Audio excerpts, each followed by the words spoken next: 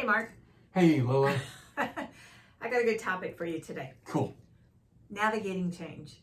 Ooh, okay.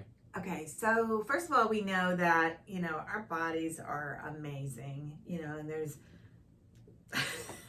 millions of things that are going on in here, right? And, like the lining of your stomach turns over every 5, 7, 9 days. Was not aware of that. Your skin turns over, replaces about every month to 45 days. Kind of knew that. Your heartbeat, can change with your emotions. But the thing about that is it just happens, right? Mm-hmm. So we don't even notice it. We don't recognize, we don't call it out. Hey, my body's changing, until I get certain ages, but we're not going to go down that path. Then, so there's two types. I heard a really great message. I don't know if you know who Pete Wilson is, but for some reason right now he's resonating with me. And he's in North Carolina, but he did a message on change and spoke about that there are two types of change. There's initiated change, which maybe I change my hair color or you get a new Harley or something, it's something that's going to change your life and you kind of plan it, but it's a positive thing. Then you have what's called inflicted change. And just that word inflicted is devastating, isn't it? Because when something is inflicted upon you, it's out of your control and it's usually not pleasant. And so I was just wanting to talk about that today. Great. Okay. So you've been through some inflicted change. Yes, but you know what? That word, I understand it. Yeah. But there's got to be a better way. That's such a negative word. And even my inflicted change, which, was bad. Right. But I never looked at it. I look at it now more as being bad than I did when it happened. Mm-hmm. And even now, I just thought, when I start thinking badly, I slap myself in the face and say, there was a reason for this change. True. So initially, when you have this inflicted change or this devastating change, which could be loss of a family member like I had, mm-hmm. It could be like even the other walk I went through with my grandbaby having a birth defect in uterine that we knew was going to have immediate surgery.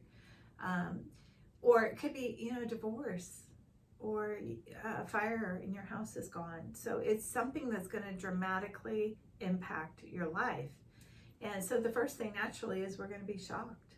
We're going to have disorientation. We're not going to understand.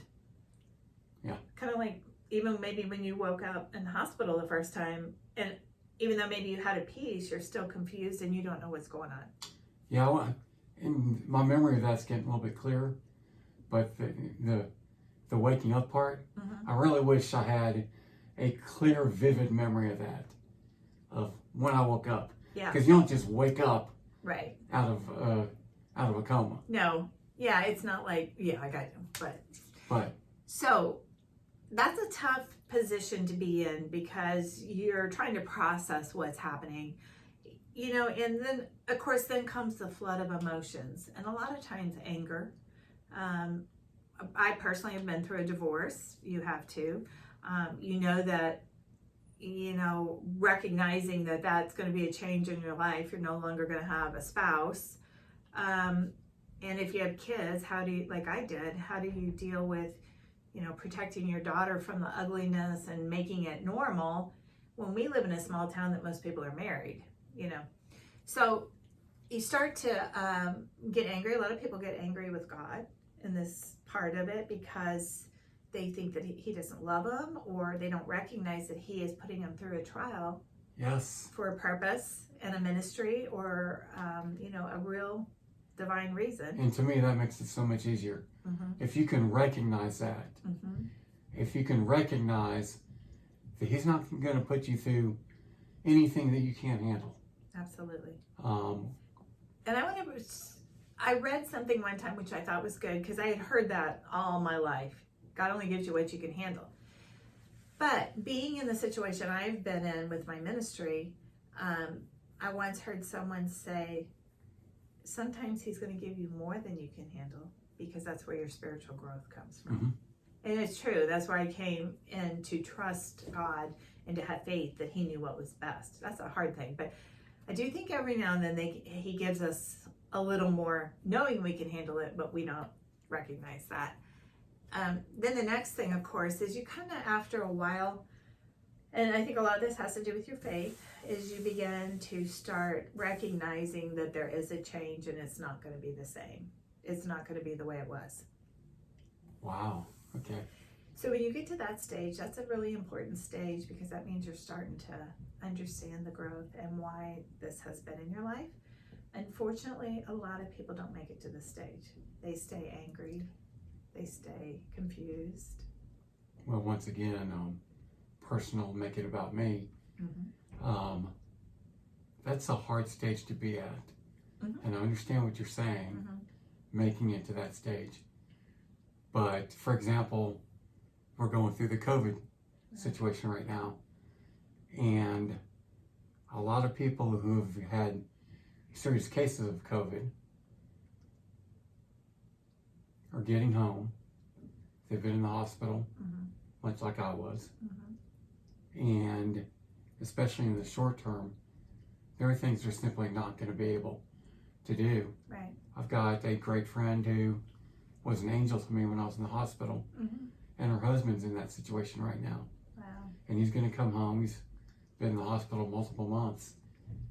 And I can promise you, the first time he sees his preteen son out in the driveway playing basketball, and he realizes, I can't do that right now. Because he's been on a ventilator, doesn't have Yeah. strength, or what caused that change? Because he's recovering. Recovering. Okay. And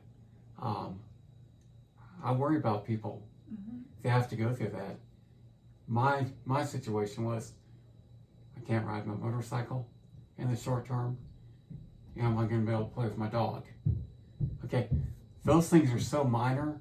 Yeah. Compared to what real adults have to go through. Wow. I wouldn't say that, but just like, for example, with my divorce, and I've told many times that my ex-husband, my first husband, decided to participate in doing meth and becoming an alcoholic and not working and having affairs. And, you know, when this first happened, I kept thinking, why? I wasn't really strong in my faith. I kept thinking, why am I not good enough? Why does he want these other people and the other things? And, you know, finally at one point I had to kind of wake up and say, well, he's making these choices. It's got nothing to do with me. He's making these choices, and I'm going to have to change. I'm going to have to find change and work through this change, which led me to acceptance. Mm-hmm. That God has a plan, and we need to follow him, and we need to understand, if we can, why or what are we going through. A lot of times you never figure it out, but I do recognize that when I had the strength to leave my first husband and say, I deserve better, my daughter deserves better, this isn't what I want, I took a year to try and understand what I did want, and actually just kind of let God tell me what he wanted for me. And of course then Wes came into my life, you know, in a very erratic, unplanned, no way in the world we would have met, which was God's grace. And I realized life would be different. It didn't have to be different bad. It was going to be different good, because of what God saw in the plan, you know, what he saw on the path that I couldn't see or understand. Hopefully that makes sense. Makes a ton of sense. Change is what you make of it. Yeah. Also, and it's a lot like we talk about in business. You know, the very successful people, they know how to fail. Mm-hmm. They know how to handle the failure. Knowing how to handle change Mm-hmm. is also vital in having a successful life. Right. Because change is going to happen. Yeah. One of my favorite quotes, I don't know who said it, so let's give Oprah credit. Stop it. The whole change is inevitable, but progress is optional. So, change is inevitable, growth is optional, was John Maxwell. Okay. Not Oprah. Okay. That's just that's inside joke. So, but I do believe that too. And, you know, the thing I think of more than anything is recognizing that not having God in my life, I was in a situation that I thought I was worthless, and I accepted what my ex-husband was doing as that's what God's plan was for me. But I didn't look at it in a positive light. I looked at it in a punishment light. And after I divorced him, the first thing that I said to Lexi is, I want to start going to church. I'd never been baptized, but God put that seed in my heart to do it. And no matter what your change is, you have got to have God, and you have to recognize He is with you for that change. Absolutely. So, anyhow, till next time, thanks, Mark, for Thank talking you. about change and sharing your story always with us.